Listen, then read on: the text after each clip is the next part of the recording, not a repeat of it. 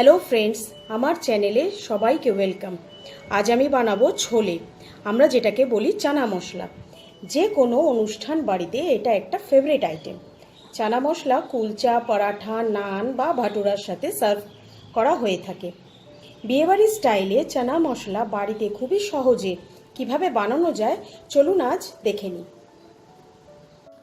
চানা মশলা বা ছোলে বানানোর জন্য এখানে আমি কাবলি চানাগুলোকে সারা রাত জলে সোক করে রেখেছিলাম।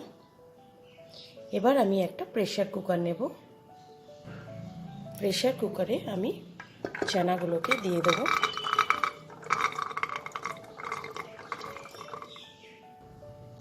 এবার এতে আমি জল দেব।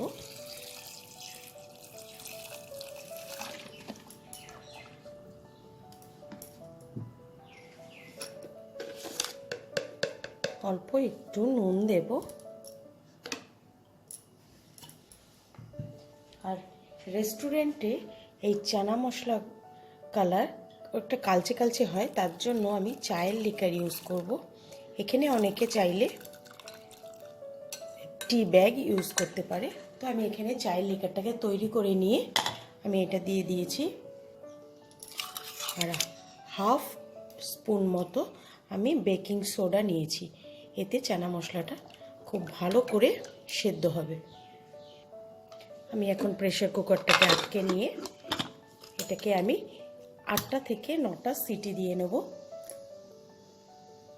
দেখুন আমার 7-8টা সিটি দিতে লাগেনি, আমি এখানে 3টে সিটি দিয়ে নিয়ে চানাটাকে পুরো সেদ্ধ করে নিয়েছি। এটা একদম সেদ্ধ হয়ে গেছে সুন্দর, আর সেই রেস্টুরেন্ট স্টাইলের কালার এফেক্টটাও এসছে, একটু কালচে কালচে। এবার আমি একটা মিক্সিং জার নিয়ে নেব। এই জারে আমি কতগুলো মশলা দিয়ে একসাথে পেস্ট করে নেব। ফার্স্টে দিচ্ছি এখানে আমি একটা টমেটো, 2টো মিডিয়াম সাইজের পেঁয়াজ, একটা 1.5 ইঞ্চি মতো আদা ছোট ছোট করে কেটে নিয়েছি,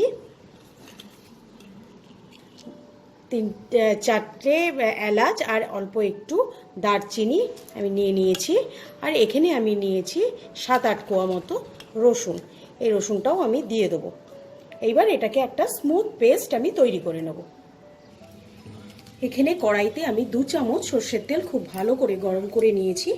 এবার এই তেলে আমি গোটা গরম মশলা ফোড়ন দেব। এর মধ্যে আছে এলাচ, দারচিনি আর লবঙ্গ। আমি 2টো তেজপাতা দিয়ে দেব।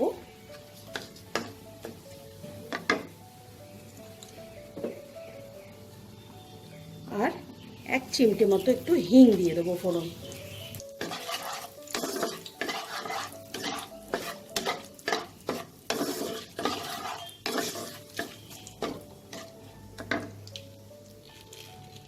এবার এতে আমি মিক্সিতে পেস্ট করে রাখা মশলাটা দিয়ে দেবো।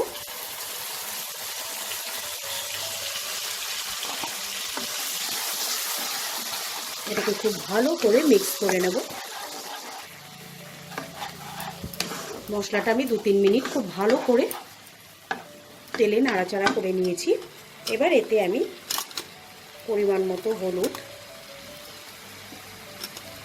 1 চামচ জিরে গুঁড়ো, 1 চামচ ধনে গুঁড়ো আর 1 চামচ কাশ্মীরি রেড চিলি পাউডার আমি দিয়ে দেবো। দিয়ে এবার ততক্ষণ মশলাটাকে কষাবো যতক্ষণ না মশলাটা থেকে আমার তেলটা আলাদা হয়ে যাচ্ছে। দেখুন মশলাটা থেকে তেলটা ছাড়তে শুরু করে দিয়েছে। এবার আমি এতে 1 চামচ ছোলে মশলা দেব, যেটা রেডিমেড মার্কেট থেকে কিনতে পাওয়া যায়, যে কোনো গ্রসারি শপে আপনার অ্যাভেলেবেল। আর আমি এখানে পরিমাণ মতো নুন দিয়ে দেবো।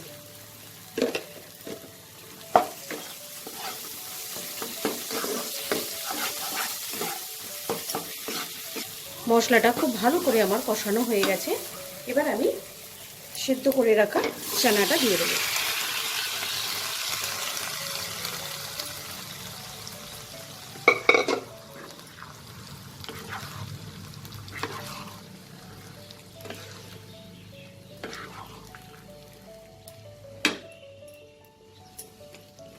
পরিমাণ মতো জল দেব।